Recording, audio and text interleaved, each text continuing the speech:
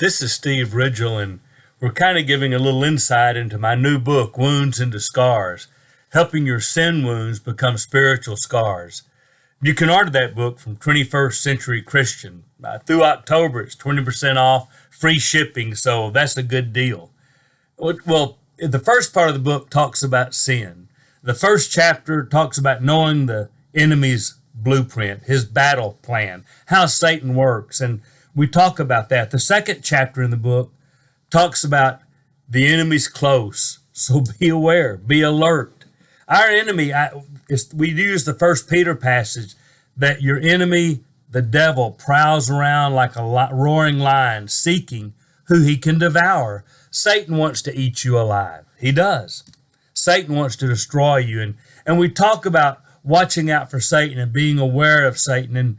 And we talk about how important it is to remember you're not the first one to be tempted like you are, nor the first one to sin, nor the first one to struggle with getting past that sin. You need to know that. You need to know you're not alone, that it's not unique to you, that other people have traveled the same road, fought the same battle, and survived.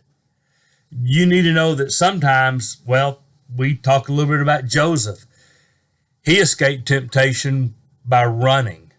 Sometimes you have to run for your life, literally. We talk about that some. And we talk about real life examples. In the first chapter, I talk about one of my friends I grew up with who fought his whole life to be faithful to Jesus and just never could quite get it together, but he never quit fighting. The second chapter tells the story of one of my friends who, alcohol really did a number on him.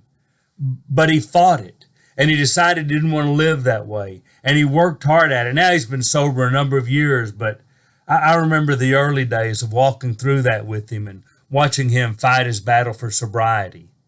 And I love him for that.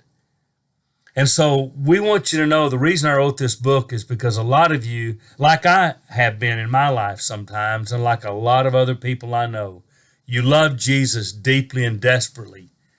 But Satan's always after you. So the first thing we do in this book is really identify sin. You need to know that sin's a matter not of just do's or don'ts. We've got to quit treating it this way. Just, here's what you need to do it. Here's what you don't need to do, so don't do it. It's a matter of heart. And we've got to understand how Satan works so we can identify when he attacks us.